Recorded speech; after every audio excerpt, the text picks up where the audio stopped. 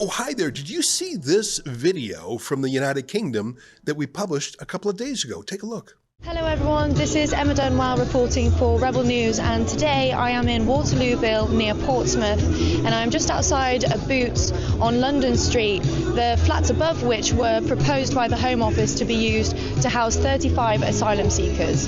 This then faced massive local backlash that turned national, with figures like Suella Braverman calling it an inappropriate decision. And a protest was held about 2 weeks ago where about 2,000 people turned up, calling the decision undemocratic. The Home Office, since the protest, has reversed their decision to house the asylum seekers here.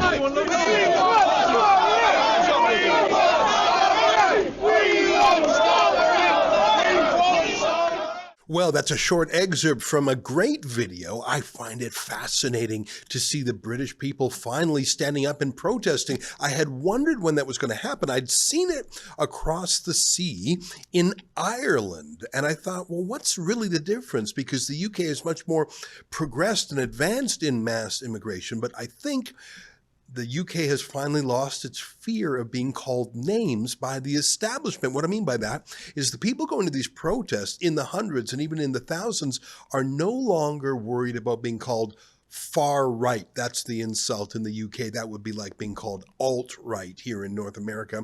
And you see severely normal people, ordinary people. I'm not talking about professional activists. I'm talking about real mums and dads. Oh, there are some professional activists on the other side. NGO groups like Stand Up to Racism or Hope Not Hate or other Antifa affiliated groups, they are bussed in, given pre-printed signs, and are the counter protesters, but they're usually outnumbered and dispatched. But what's exciting to me is, I mean, listen, you know me, I love going over there to cover it, but it takes me away from work here in Canada, and it's a long journey. It's a 7-hour flight each way, and it's not cheap either. I have to tell you, I am delighted to have found a great young UK journalist who is just as interested in these protests as I am, and she has agreed to do reports like the one you just saw for us from time to time. May I introduce to you Emma Dunwell, who is a freelance journalist who's agreed to do work in this vein for Rebel News. Emma, great to see you. Thanks so much for having me on, Ezra. How are you? Well, I'm doing great, and I have to say I was so pleased with your report. I thought it was so professional. I hope you don't mind. I'm going to tell people that you're of the tender age of 21, if I'm not mistaken, but you carry yourself with great confidence and aplomb, and I'm very excited about your citizen journalism. Why don't you tell our viewers a little bit about yourself? Where are you from? How did you get this interest in politics? And how long have you been doing citizen journalism? Well, I started, just to be brief, I started only in November. I went to a Tommy Robinson rally on October 26th, and he had inspired me to want to try and become a citizen journalist, and I was interviewed at the protest. The interview got a fair amount of views, and I started working for Resistance GB, where I started training with them. And within a couple of weeks, I was interviewing politicians with really no experience. But I was absolutely loving it. I was covering protests, I was doing live streams, and it was just amazing. But I've always been interested in politics. I've always, been quite opinionated.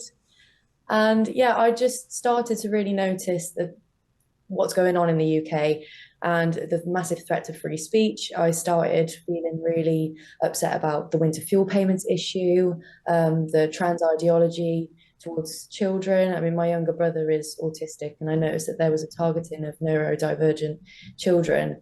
So it started to feel like I had a duty, because it seems that modern warfare is not drones or anything like that, it's information. And the more people out there getting information and not being paid thousands and thousands, and they have no reason to try and hide anything, the more people will know the truth. And that's when I decided that I wanted to become a citizen journalist. You know, I love hearing you use that word. We use that phrase a lot here in Canada. I've been coming to the UK on and off for really a decade. Tommy Robinson was our first citizen journalist there. He's a little bit of a hot potato. He worked for us for about a year, but we've stayed friends ever since. Citizen journalism, I think, is having its golden age in the UK. There's so many bright young people. We had Jack Hadfield on the other day. I really like that guy. And it's almost like you've got a young posse of young citizen journalists with cell phone cameras and microphones, and you've got courage because you're good for each other's morale, and you also have each other's back. And I just see there's a critical mass there. And I got to tell you, what you're doing is so important, because I know the BBC, that's the state broadcaster over there, and the Guardian and all the other media, they either ignore these citizen protests or they demonize them or they downplay them. I think the citizen journalists are breaking the cone of silence, the information embargo. And I think you and some of the other young people I mentioned, I think you're going to actually turn this thing around, because you are giving people a window on what's going on. You're disproving the lies. Like, I love the fact that you did what we call streeters or vox pop, talking to ordinary people. They're not racist. They're not, far right. They're just mums and grandmas mainly. Yeah, absolutely. I mean, I've witnessed no racism. And I often go around with my cameraman, who sometimes helps me out if I don't want to film first person, and he is a Jamaican immigrant. So if there was any racism, I think he would be the first one to experience it. And I did actually ask him, because I thought, well, if there is racism here, I'm not going to be the one to really see it. And I did ask him. I said, what was the vibe like? Did you feel like there was anyone who was judging you in that way? And he said no. And actually, people were coming up to him, thanking him for being there, because they're always told, like you just said, that we're racist, we're far right, and all of these things. And it's just not true. We're concerned for our country. We're concerned for our children. We're concerned for just the general safety and our sovereignty. And that's not a controversial opinion. It's also not controversial to want to preserve our own culture. And it's not controversial to say that British people should be a priority in Britain. Yeah, I think you're right. The ideas that we're talking about and that a lot of these protests talk about, it's only been about 6 months or a year ago that no one in the political establishment was talking about them. Even Nigel Farage, the leader of the Reform UK party, was very careful and almost dainty when he was asked questions like Steve Edgington asked him, would you engage in mass deportations? And he said no. Even in the last 6 months, I think the Overton window has moved so much that people can start talking about deportations and stopping the boats. I just feel like the dam has broken. Even Keir Starmer, the Labour Prime Minister who's letting so many in, he seems to feel the need to say butch things about keeping them out. He's not doing it. But if he feels compelled, he has to pretend he's against these illegal migrants, things have changed. Oh, absolutely. No, Keir Starmer is utterly useless. He's absolutely useless. And not only is he useless and incompetent, he's deliberately betraying the British people on the grounds of social cohesion, even while he's getting us closer and closer to just more riots on the streets and possibly civil unrest and maybe even civil war. And going back to reform, I remember just before going to the Tommy rally back in October, I was going to be a reform voter. And then Richard Tice came out and called Tommy's lot that lot. And I think it just absolutely crushed and alienated so much of their voting base. Because we really thought that they were going to be, the new right, that were going to stamp down on immigration, stamp down on woke ideology, and just put Britain back to normal. But no, they started to cower. They've started to backpedal. I mean, they even started suggesting one in, one out, just like Starmer did. I mean, It's absolutely ludicrous. And we're supposed to still champion them as some kind of, hard as nails, working class, understands the blue collar man, when they clearly don't. I have a bit of a different opinion than you, and maybe it's because I'm not a British citizen, so I don't have as much skin in the game. I still think that Nigel Farage has the best chance of actually winning an election on this mandate. I think the Conservative Party is in disarray, very low in the polls. Keir Starmer obviously can't be trusted. Here's how I see it. Of course, Nigel Farage is a politician first, and politicians are always going to break your heart. They're always going to let you down. But if other forces, whether it's Tommy Robinson or citizen journalists or other smaller parties like Restore UK or Reclaim and Advance UK, I don't know the names of all of them, but there's so many new little parties that are hard reliant on immigration. If they can, I'm using that phrase, the Overton window, but I guess what I mean is if they can push the conversation forward, Nigel Farage, one thing he's good at is seeing where a parade is mustering and then going to the front of it to lead it. I think all politicians, that's their skill. So, Emma, I see your role and the role of so many citizen journalists and citizen activists is to change where the middle ground is. So Nigel Farage has no choice but to get tougher. And so I wouldn't write him off myself, because I think that in the end, he's going to steal all your ideas. He's going to steal all the ideas from Tommy Robinson in the end. And the people who were with Tommy the whole time will say, hey, you used to demonize the guy, but as long as this becomes UK policy, I don't care who does it. Now, maybe I should care more about the ins and outs of different political parties, but I just want to see the conversation move to the right. Back to you, Emma. What do you think?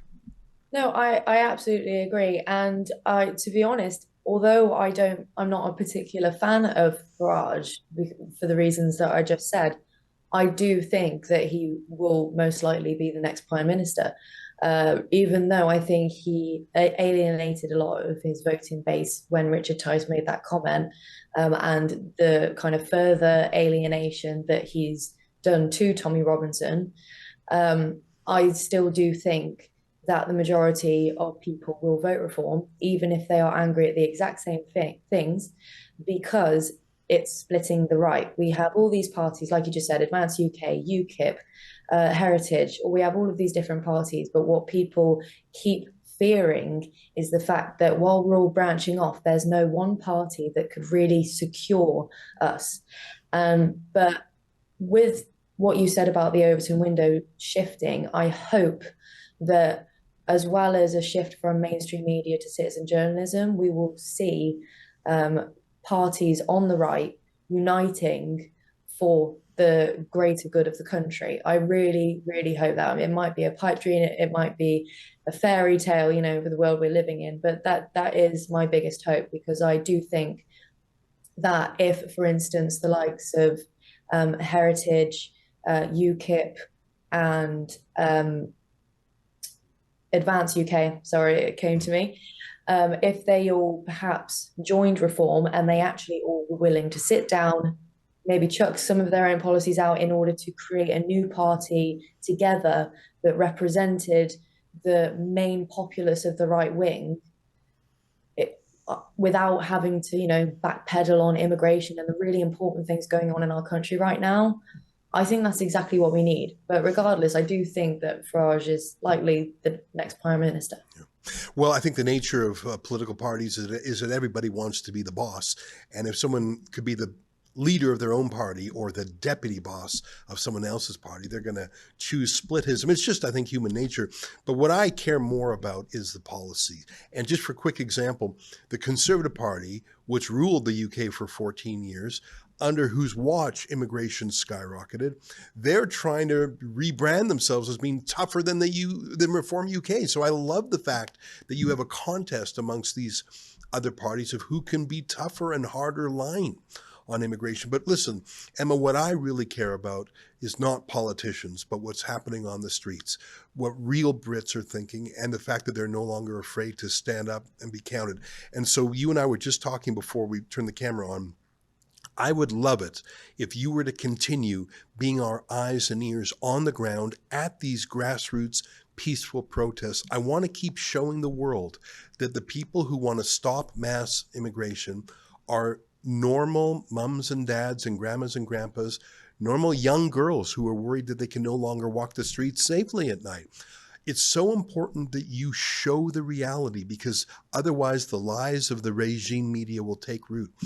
Will you continue to make videos for us from time to time from these grassroots protests? Because you're there on the ground. It's hard for me to trek overseas there. It takes me a couple of days to get going and it's expensive. But if you can help us out by being our eyes and ears on the ground, not only I think would Canadians and Americans love it, but I think you'd have a huge following in the UK too, because there's simply a demand for the truth. Well, I would absolutely love to, and I am massively grateful for the opportunity. And I would like to say that, yeah, I am more than motivated, I suppose I could say, to keep proving, like you said, that these people are just worried for their country. They're not racists. They're not bigots of any kind. And the reality is that there are some pockets of unnecessary violence, and there are some people that are just there to cause issues. There is always going to be a handful in any group. But that in itself is also a byproduct of the wider agenda that we're seeing of mass immigration. And I think it's also important to report on.